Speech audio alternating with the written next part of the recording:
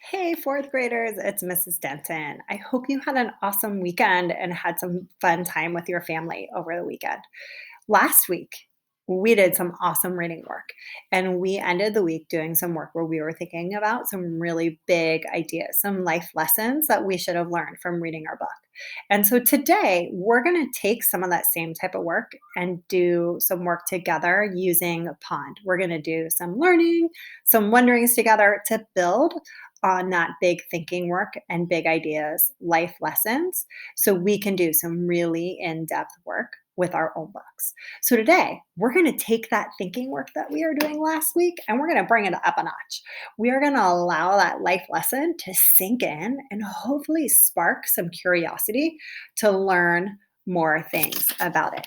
So, right now, for those of you who have your notebooks and you're ready to write down our teaching point, here it is, my friends.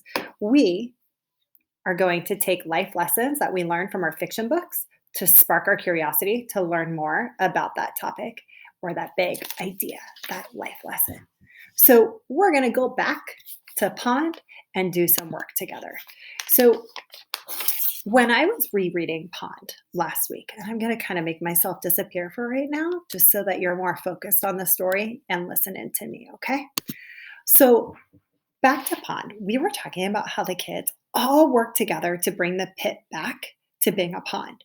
How those three kids, Matt, Pablo, and Katie, all found not just the literal real heart, but they found that figurative, that symbol of that heart of being this amazing place, not just for themselves, but for their community.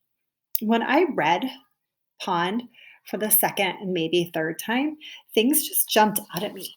Like the ice on this page. We talked about that last week, and the trash and the tire, and just how Matt really wasn't paying attention to the ugly things. He was paying attention to the beautiful things. That stuck out to me, as did some of the other things in the pages, like the heart and the lingering on it. And even with our friend Katie, how she used the feathers that other people may have just thrown away and turned it into a beautiful necklace. How the geese and my friends, when I got to this page, I have to tell you, you know the phrase goosebumps, and I know it's funny because we're talking about the page with the geese, but this was the page in which, like, I just got those tingly feelings down my arms of just like, oh my gosh, if the kids had not done any of this work, these geese would not have had this place to go to.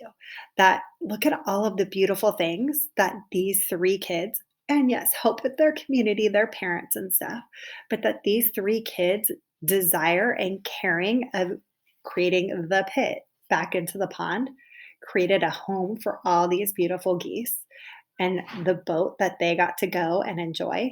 So it just made me curious. It made me think about what really is the life lesson that I should be learning as a reader of the book Pond.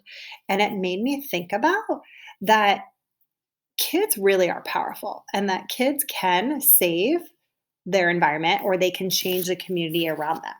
And so when I first started trying to think about that big idea and some of the things, I thought about what were some of the things that I could say the kids really cared about, my characters in the story that Matt and Pablo and Katie really cared about. So, because I was doing my reading work, I wrote them down. So, here's what I kind of came up with is that Matt, Pablo, and Katie, they cleaned everything up because they were trying to make this really cool place.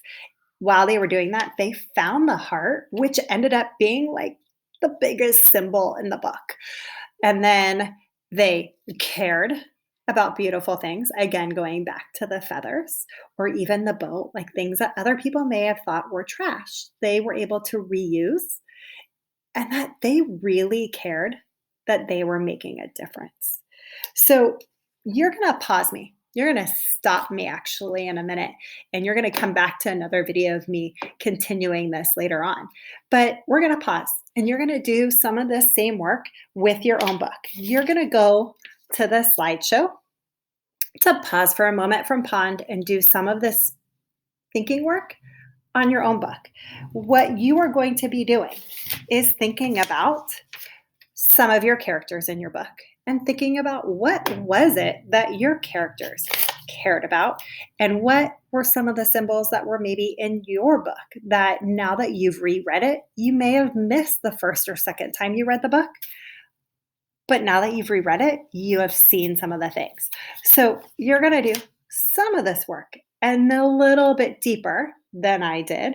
And remember, your job is that we want to be thinking about the life lessons that these we got as readers from our books. And a lot of times we can come back to that by thinking about what our characters cared about in our book and what some of the symbols were in the book. So you're going to stop the video right now and you'll come back and we'll visit again in a little bit. All right, my friends, good luck, and I'll see you later.